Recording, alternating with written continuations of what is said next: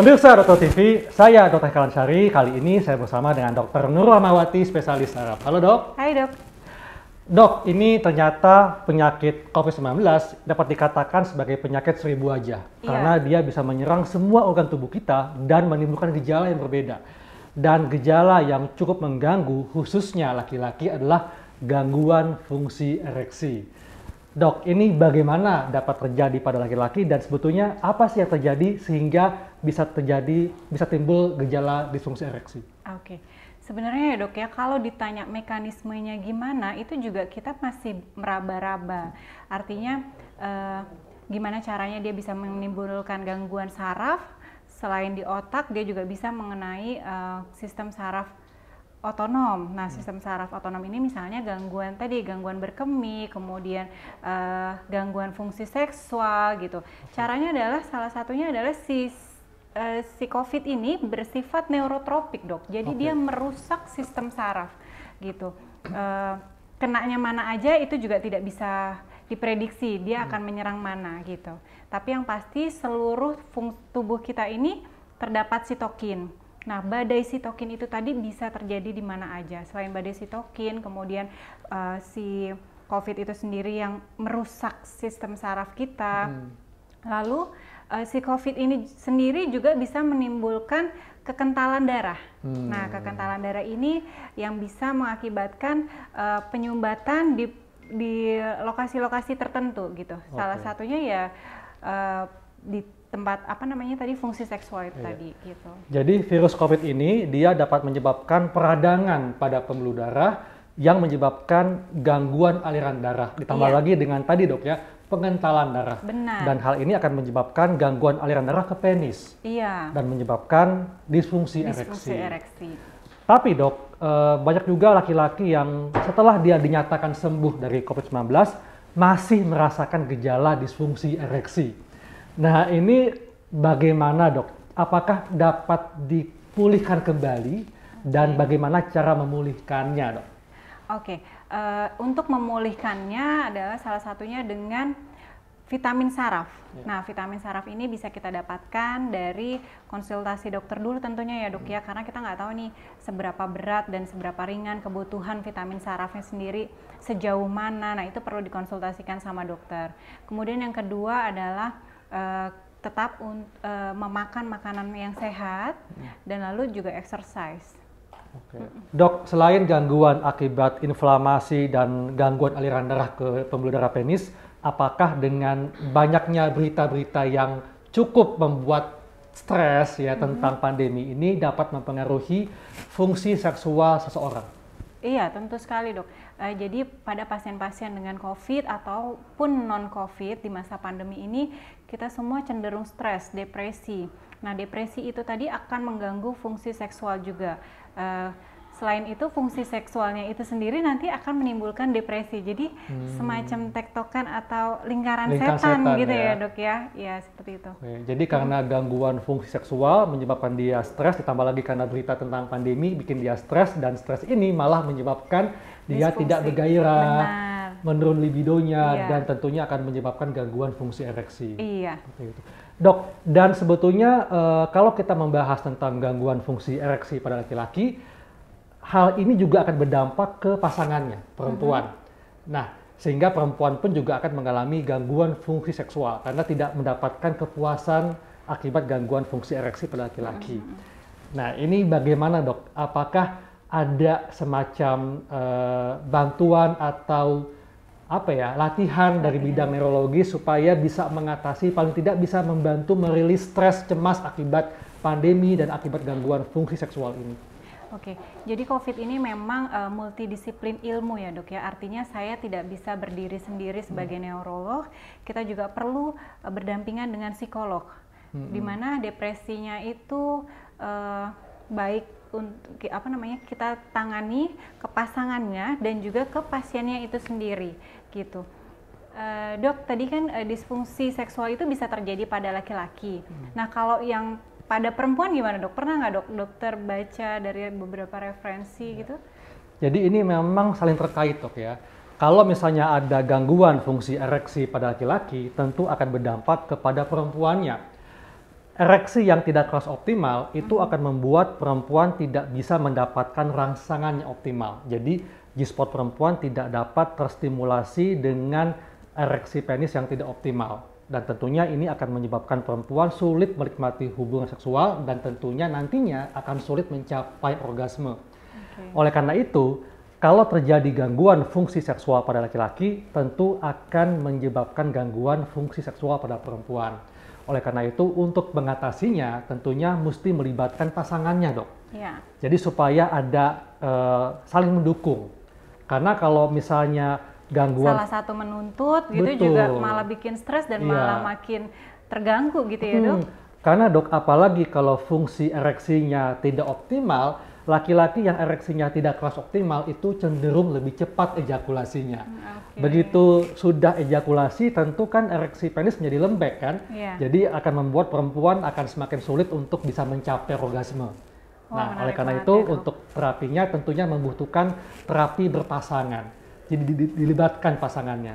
Tapi, Dok, masalahnya ya, karena ini masalah disfungsi ereksi, ini merupakan masalah harga diri laki-laki.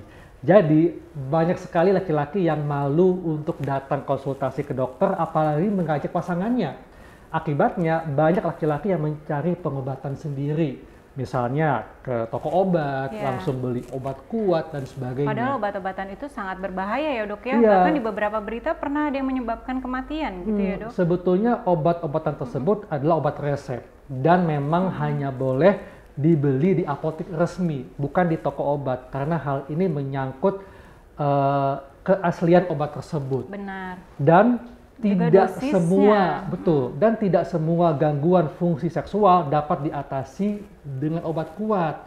Karena kalau kita membahas tentang gangguan fungsi seksual, itu macamnya banyak. Kalau pada laki-laki ada gangguan fungsi libido, jadi apakah ada penurunan libido. Yang kedua, apakah ada tadi yang disfungsi ereksi, apakah ada gangguan ejakulasi dan gangguan orgasme. Tentunya semua ini membutuhkan terapi yang berbeda, karena penyebabnya pun berbeda, Dok. Artinya kita harus cari dulu penyebabnya apa, baru kemudian kita terapi gitu. Betul. Ya, Dok. Dan penyebabnya hanya bisa ditentukan kalau sudah konsultasi ke dokter. Nah, Dok, biasanya kan perempuan itu dalam seksual sendiri kan bersifat pasif gitu ya, Dok ya.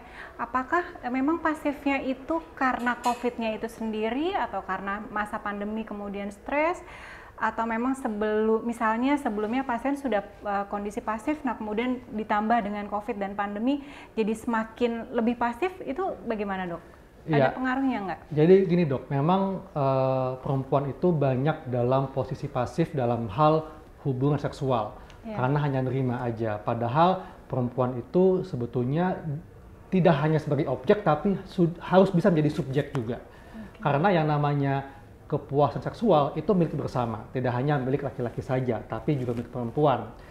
Dan karena perempuan lebih banyak dalam kondisi pasif, hanya nerima saja, begitu perempuan terinfeksi COVID atau pada saat laki-lakinya terinfeksi COVID, ini makin menambah masalah perempuan dalam menikmati suatu hubungan seksual. Dan sudah ada, Dok, studi penelitiannya, ini studi pendahuluan ya, bahwa perempuan yang terinfeksi COVID juga akan menyebabkan terjadinya gangguan fungsi seksual pada perempuan. Ditambah lagi dengan kondisi pandemi yang membuat kita semua harus di rumah saja. Dan studi ini mengungkapkan data bahwa gangguan fungsi seksual yang terjadi pada perempuan akibat infeksi COVID-19 dan pandemi diantaranya adalah penurunan libido seksual. Yang kedua, gangguan lubrikasi vagina. Dan tentunya semua hal ini akan menyebabkan semakin menambah perempuan sulit untuk mencapai orgasme. Apalagi kalau sebelum terinfeksi atau sebelum pandemi, perempuan sudah berada di posisi yang sulit untuk mencapai orgasme. Tentunya semua hal ini makin menambah masalah bagi perempuan. Wah, complicated banget masalah ini ya. Makanya penting sekali untuk para pasangan suami istri untuk bisa membangun komunikasi seksual. Perempuan jangan hanya nerima saja, jangan hanya menjadi objek. Gitu ya, Dok ya. Misalnya perempuan sukanya diapain sih gitu nah, ya. Itu Dok, dia. Ya. Itu harus dikomunikasikan ya. Betul. Jadi perempuan itu harus bisa bertanya atau mengungkapkan kepada pasangannya. Misalnya nih, ternyata selama ini sulit untuk mencapai orgasme. atau ternyata selama ini sulit untuk menikmati posisi hubungan seksualnya. Iya. Gitu. Misalnya posisi-posisi tertentu Iya, gitu ya. mungkin ada posisi berhubungan seksual yang tidak nyaman bagi perempuan atau membuat perempuan sulit untuk mencapai orgasme. Jadi ini mesti dikomunikasikan. Kenapa? Karena yang namanya keharmonisan kehidupan seksual menunjang keharmonisan dalam suatu hubungan. Ada juga dok ya, ini perempuan yang sebelum pandemi dan terinfeksi COVID, dia tidak ada masalah dengan libidonya. Iya. Bergairahnya cukup baik gairah seksualnya. Iya. Tapi setelah dia infeksi dan selama pandemi, ada penurunan dari gairah seksualnya. Iya. Nah, apakah ini disebabkan oleh akibat virus COVID yang menyebabkan gangguan pada otak yang mempengaruhi seksual behaviornya atau bagaimana dok? Oke, jadi ini memang keterkaitan satu sama lainnya ya dok ya. Jadi si COVID ini selain mengganggu ke fungsi seksual itu sendiri, organ seksual itu sendiri, dia juga akan mempengaruhi ke otak. Nah, otak tadi akan mempengaruhi hormonal, sehingga perubahan hormonal itu tadi, misalnya ini pada pasien-pasien stres gitu ya, yang cenderung stres, kemudian depresi, itu akan mengakibatkan perubahan hormonal. Nah, perubahan hormonal ini akan mengganggu seksual behaviornya pasien-pasien tadi gitu. Tapi jangan lupa juga kita harus memperhatikan apakah pasien ada komorbid atau enggak, karena komorbid tadi akan memperberat kondisi seksual behaviornya atau kondisi disfungsi seksualnya itu sendiri. Contoh komorbidnya misalnya salah satunya adalah diabetes. Nah itu diabetes itu signifikan banget mengganggu sistem saraf organ reproduksi kita. Ya, kemudian darah tinggi juga, atau pasien-pasien dengan riwayat stroke gitu, itu juga tentunya akan berpengaruh sekali. Dok, ketika kita membahas tentang fungsi seksual, kita juga mengaitkannya dengan usia. Artinya usia juga ada pengaruh. Ya. Nah, apakah dengan adanya infeksi COVID-19 ditambah lagi faktor usia dapat memperberat terjadinya gangguan fungsi seksual, atau sejauh mana peran usia dalam menyebabkan terjadinya gangguan fungsi seksual akibat infeksi COVID-19?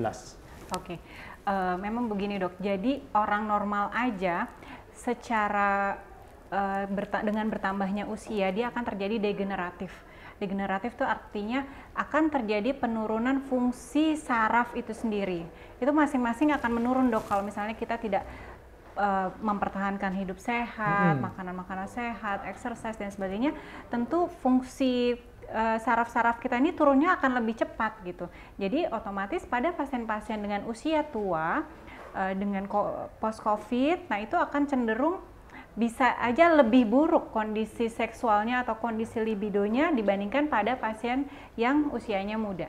Oke, jadi memang fungsi seksual ini dipengaruhi oleh selain hormonal, juga dipengaruhi oleh fungsi tubuh yang lain, seperti fungsi saraf dan pembuluh darah. Nah itu kan dok, kalau misalnya pasien-pasien dengan usia tua, apalagi perempuan gitu ya, mungkin SPOG nih jagonya, itu kan semakin usianya tua, hormonalnya sendiri akan berubah. Nah itu juga akan mempengaruhi terhadap libido. Oke, memang kalau hormonal kita tidak bisa hindari dok, akan terjadi penurunan. Tapi apakah ada dari bidang neurologis cara untuk menghambat terjadinya atau memperlambat degenerasi saraf? Oke.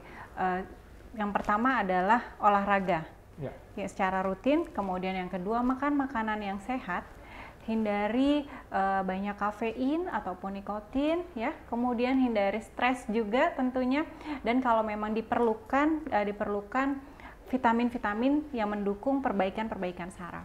Oke, jadi intinya adalah untuk mencegah atau menghindari terjadinya gangguan fungsi seksual, tentu kita mesti lakukan pola hidup sehat secara komprehensif, dok ya. Benar. Jadi pola makan yang bergizi seimbang, tidur cukup, kemudian olahraga, handle stres dengan baik, dan tentunya dapat dibantu dengan berbagai vitamin atau suplementasi untuk bisa meningkatkan kesehatan saraf kita. Betul, dok. Selain itu, kita tentunya juga harus bisa menghandle atau mengendalikan bagaimana kita menghadapi pandemi dan infeksi COVID-19 ini, dok ya. Karena yang namanya stres, cemas itu akan berdampak kepada sistem otak kita dan hormon kita. Dan tentunya semua ini akan mengganggu bagaimana kita berespon terhadap stresor.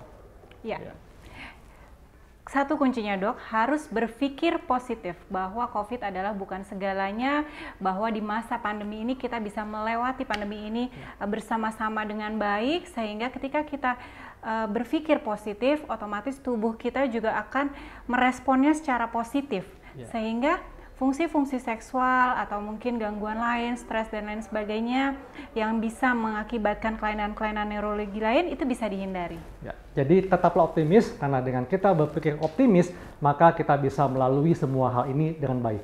Saya Dr. Helen Sari dan Dr. Nurul Warnawati pamit undur diri.